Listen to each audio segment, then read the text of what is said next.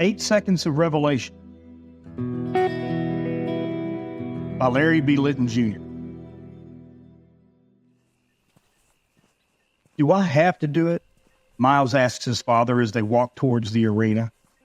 Their spurs clink on the hard caliche, leaving little clouds of dust in their wake. You ain't got to do nothing, his father says. Walk away now if you want. But there may come a day you'll wonder, what if? The West Texas sun begins to set, and blood-red clouds reef out into the western horizon. An owl screeches from a nearby oak tree, and it flies into the air with great wings silhouetted against the reddening sky. And lightning flashes from a distant black storm cloud set against the crimson sun like a scene out of the apocalypse. As they walk, Miles watches the sky slowly transform into a darkening violet, and it spreads like a bruise, and he begins to mouth the Lord's Prayer. They come to a small paddock where a dozen horses mill about. A young vaquero is cleaning stalls, and he sees Miles and his father, and he nods. Do you remember your first time? Miles asks. I do. I was probably more scared than you are. I was 16 years old, just like you. Did you make it 8? Nah, his father says. I don't think my dad or even his before him ever made it 8 on their first ride.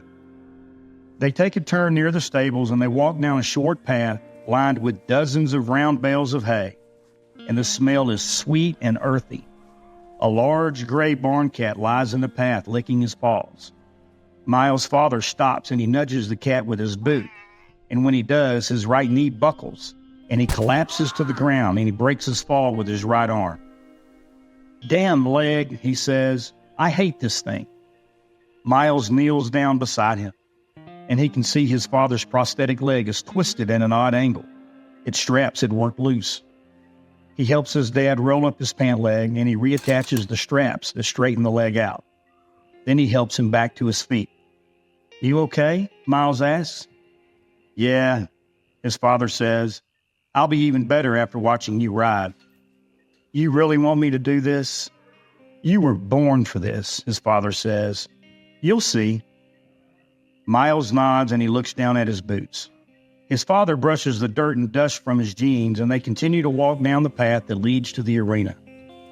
They come up on an old abandoned barn made of cedar, and it has weathered into this sooty gray color. The gables are caved in places, and the roof is threatening to fall in at any moment. That's where we kept the bulls when I was your age, his dad says. My first one was named Rancid.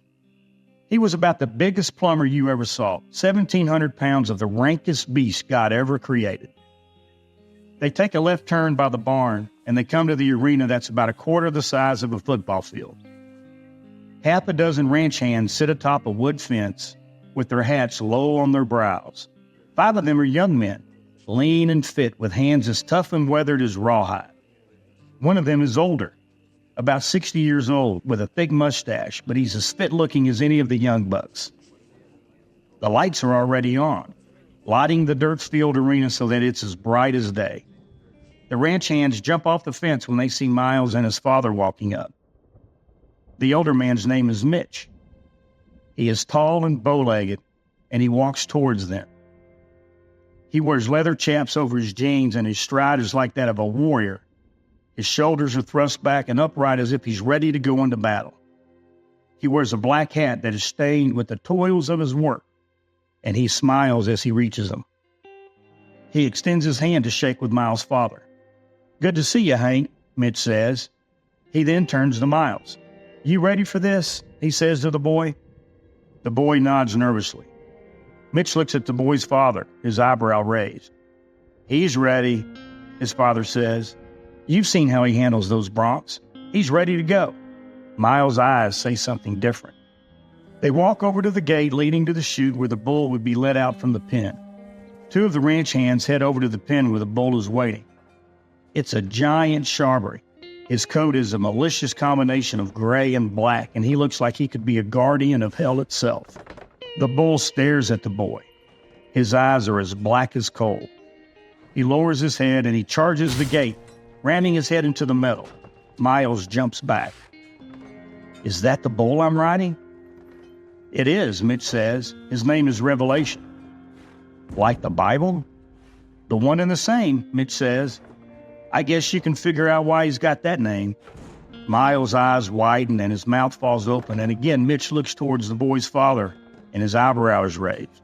Hank ignores him. Mitch looks at the boy. Are you sure you're ready for this? This ain't no bronc. I told you he's ready, Hank says. I'm willing to bet he makes it 8 seconds, too. One of the ranch hands rolls a barrel into the arena, while two others open a series of chutes to guide the bull into the main chute and gate where Miles will get onto the bull. The chute is barely big enough to contain the bull, which limits the range of his bucking and his thrashing in that confined space. 3 ranch hands work on attaching the bull rope, and another attaches the flank strap. Revelation starts raising hell when the strap is attached, and he's banging the sides of the chute trying to squeeze his way out. You got this, Hank says to Miles. You got more talent than your granddad or I ever had. Just use your legs like I showed you, and you'll be just fine. Miles nods and he gulps, and Mitch calls him over to the main chute. You ain't got to do this, Mitch whispers. I'll back your old man off if you want. He would fire you, Miles says. I think he'd disown me if I tried to back out. One of the other ranch hands brings over a pair of chaps, and he helps Miles tie the straps, and Miles climbs up on the fence. Hank hands him a riding glove, and Miles puts it on his left hand, and he tries to slow his breath down. He can smell Revelation, a combination of musky sweat and heat, mixed with the manure smell of the arena. He throws his right leg over the bull's back, and he settles into the middle of the giant beast, and he can feel his immense strength as Revelation's muscles contort as he tries to buck in the confines of the chute. He puts his gloved hand under the bull rope, and the ranch hands wrap it tight, and Revelation bucks again, slamming against the side of the chute. Mitch slaps the bull on the ass to move him off the side of the gate. I'm going to need you to nod your head when you're ready, Mitch says. When you do that, we'll open the gate. 2 other cowboys have come into the arena on horseback. They'll be the ones to help Miles when he comes off and help distract the bull, then round him up when the ride is finished. Miles shifts from his perch on the bull and he presses his knees hard into the bull's back. He closes his eyes and he prays. Mitch is beginning to think the boy's going to back out, and then he finally nods. One of the ranch hands holds a rope and he pulls the gate open, and Revelation flies out like a shot, and Miles is immediately thrown back from the acceleration, and he would have fallen off within the first second had his knees not had a vice-like grip on the beast's back. But as quickly as Revelation flew out of the gate, he stops and he dips his massive head, and Miles feels his body shifting forward, and now he uses his hips and he throws his shoulders back to maintain a center of gravity behind the bull's shoulder, and then Revelation thrusts up with such power that the bull launches like a rocket into the air, and Miles' face nearly smashes into the center of the bull's head, but he manages to stay on. When the bull comes back down, he starts to spin to the right, and he bucks hard, and Miles anticipates the move, and the centrifugal force is trying to push him to the left, and he adjusts, and then Revelation drops his head again, and he kicks out his rear legs, and Miles can feel himself getting ready to fly up over the bull's head, but again, he manages to lean back just enough to counteract the forces while maintaining his perch on the center of the bull. Revelation is angry and his bucking intensifies, and now he spins to the left, and Miles uses his free hand to balance himself. But he's in a rhythm now, and to the amazement of the cowboys watching, Miles looks like he's in complete control. But Revelation has one final trick. In the midst of a spin to the right, the bull rears back on his hind legs, then drops his head nearly to the ground while kicking straight up into the air. And Miles' butt actually comes up several inches from the bull's back. And now Miles is staring down at the ground, and the only thing keeping him on is the grip from his knees. But he holds on for dear life as the bull comes back down, and somewhere in the background, he hears a commotion from the cowboys watching. And they're clapping, and the horsemen come to help him off the bull. He's made it 8 seconds. He dismounts with no problem, and one of the riders is able to untie the flank strap, and the bull immediately calms down, and the riders guide him out of the arena. Hank comes into the arena, and he's smiling, and he's laughing, and he grabs his son, and he embraces him in a huge hug. I knew you could do it, Hank says. I'm so proud of you. That was amazing. Miles says nothing.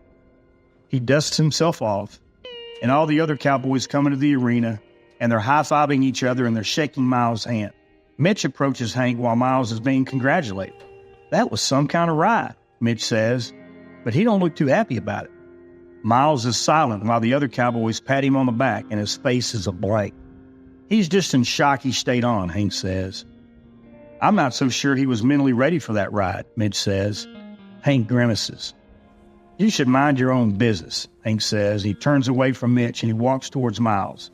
The cowboys meander their way out of the arena, leaving Hank and Miles alone. What's the matter? Hank asks.